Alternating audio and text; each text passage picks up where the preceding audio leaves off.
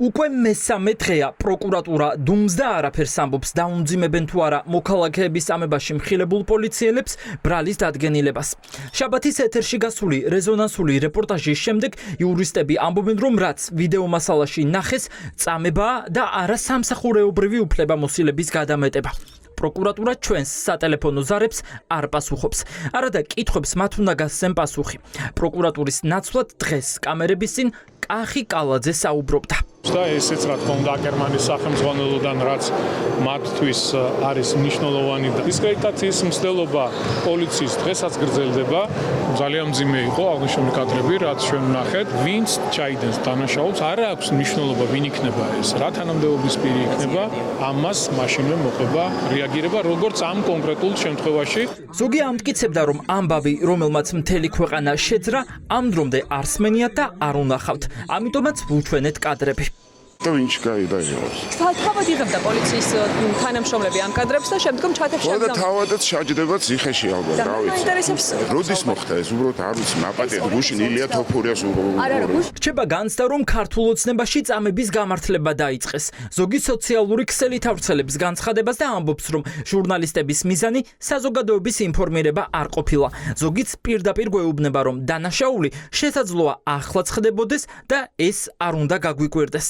ოცნებისთვის უმთავრესი პრობლემა ამ სადისტური წესებით ხალხის წამების სამსახველი კადრების გასაჯაროვებაა. პოლიციის ღირსების შელახვისათვის მოხდა აი ესეთი манипуляციური სიუჟეტის გაშვება, იქ რო ყოფილიყო აღნიშნული, რომ ამასთან დაკავშირებით გამოძიება უკვე დაწყებულია, ეს იქნებოდა კეთილსინდისიერი გაშვება. კიდე მოხდება ხვალაც, ზეგაც, დარწმუნებული ვარ, იმიტომ რომ ეს ხომ არ არის.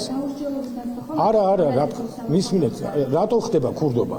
იმიტომ ხდება, რომ დაუსჯელობის განცდა აქვს ვინმეს? არა, უბრალოდ ადამიანი ხანდახან ჩადის ხოლმე დანაშაულს. ეს ყველა ეს კრიმინოლოგიის საქმეა და საათობით შემიძლია ამაზე ვისაუბროთ. სამსახურეობრივი უფლებამოსილების გადამეტება ძალადობით. ეს არის ის, როდესაც გადაამეტებ იმას, რისი უფლებაც გაქვს. ეს მუხლი კი ვერაფრით ჯდება ამ დანაშაულის დასაკვალიფიცირებლად, რაც კადრებში ვნახეთ. ჯერ ცემა სადისტური წესებით და ამ ყველაფრის გადაღება და შემდეგ შენახვა.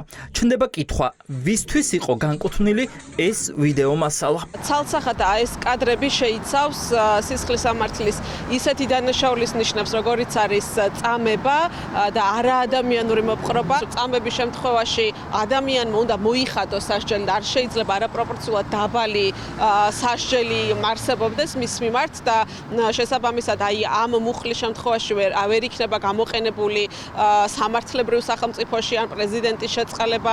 ამიტომ სავარაუდოდ იყენებენ ისეთ მუხლებს, რომ აი იმ წუთას ესე ვთქვათ დააცხრონ საზოგადოების გულისწყრომა. კადრები, რომელიც გამომძიებელმა ჟურნალისტებმა მოიპოვეს და გაავრცელეს 2022 წელს არის გადაღებული. ანუ მოქალაქეები 4 წლის წინ აწამეს. კადრებიც თვითონ გადაიღეს და საპოლიციო ჩათებშიც გაავრცელეს. ანუ გადამღების გარდა დანაშაულის შესახებ იცოდნენ სხვებმაც, მაგრამ პროკურატურა ამტკიცებს, რომ დანაშაულის შესახებ 4 წლის შემდეგ გაიგეს. ჩნდება კითხვა, არის თუ არა საკმარისი მხოლოდ 3 პოლიციელის დაკავება, როცა დანაშაულის შესახებ შესაძლოა გაცილებით უფრო მეტი პირისთვის ყოფილიყო ცნობილი. მე გამოვრიცხავ პრაქტიკულად იმას, რომ მხოლოდ ამ 4 პოლიციელს ცოდნოდა ამ ძალადობის შესახებ. რა თქმა უნდა, 4 წლის განმავლობაში ეს კადრები ტრიალებდა თვითონ სისტემაში, ტრიალებდა ჩატში, გენერალური ინსპექცია არ რეაგირებს იმ დროზე და ძალიან მოკლე დროში.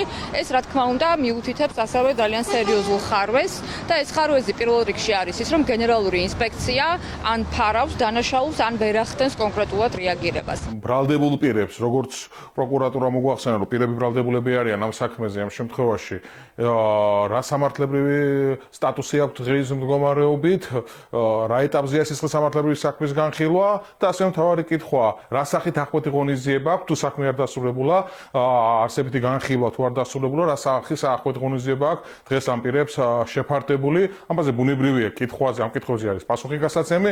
დანაშაულის დამალვაც დანაშაულია. უფლებადამცველებს აქვთ ეჭვი, რომ პოლიციის მიერ ჩადენილ სადისტურ ქმედებებს მწვანე შუქი ხელისუფლებისგან ჰქონდა ანთებული.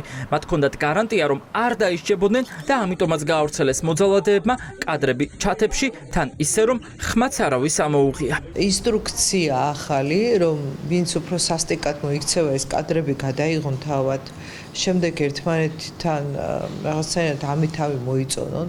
ალბათ ამის მიხედვით აწინაურებენ ან აჯილდოებენ იმათ, ვინც ყველაზე უფრო სასტიკია ამ პროცესში, იმიტომ რომ ეს რაღაც ახალი მოვლენაა საკუთარი დანაშაულებების წაშლის ნაცვლად გადაიღონ ეს მასალა. ამ ფაქტების სიმრავლე ამას დამატებული ის, რომ ინსტიტუციური ინფრასტრუქტურა არც საკანონმდებლო დონეზე და არც ისე არ არის მზად ამ ფაქტების პრევენციისთვის, რა თქმა უნდა, ჩვენ გვაძლევს ერთობლიობას იმისა, რომ ვთქვათ, რომ სახელმწიფოს რეალურად არ გააჩნია პოლიტიკური ნება ებრძოლოს საპოლიციო უწყებებში წამებას. ცემა წიხლებით და მუშტებით, გინება და იძულება ჩვენების მოსაპოვებლად. ყველაფერი ამ კადრებში ჩანს.